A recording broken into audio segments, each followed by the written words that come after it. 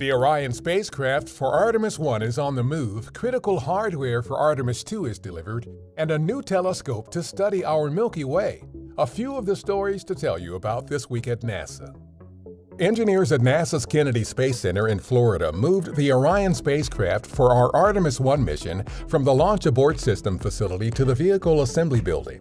Then Orion was placed on top of the Space Launch System or SLS rocket and joined the other flight hardware already stacked and ready for the upcoming Artemis I mission.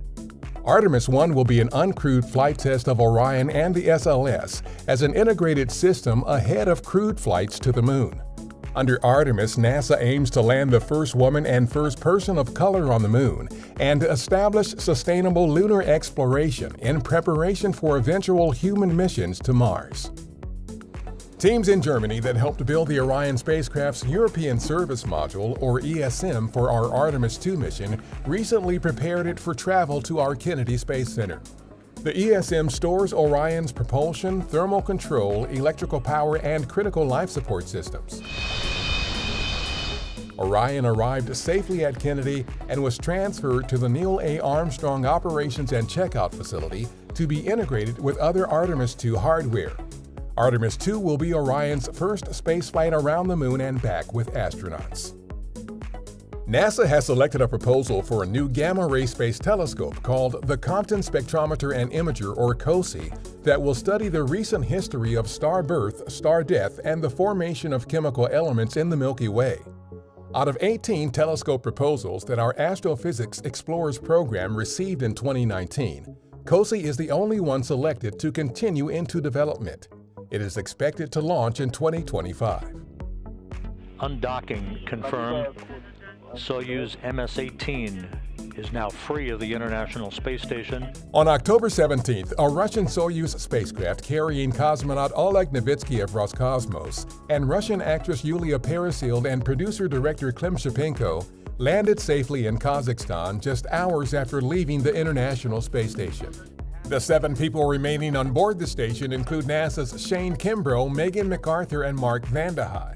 The station is scheduled to get 4 more occupants later this month with the arrival of our SpaceX Crew 3 mission, currently targeted for launch on October 31st.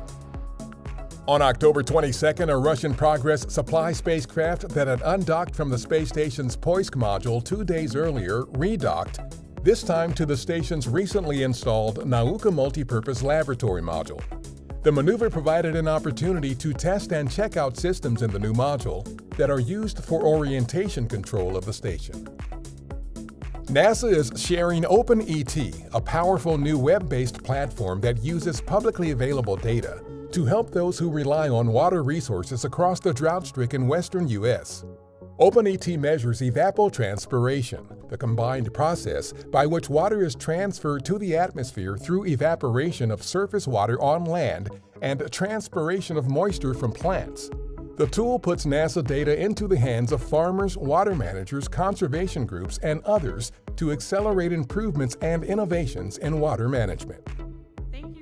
On October 19th, we held a ceremony at Ellington Field near our Johnson Space Center in Houston to name the hangar there that houses the agency's T-38 astronaut training jets after late astronaut John Young. Young was a member of NASA's second astronaut class known as the New 9.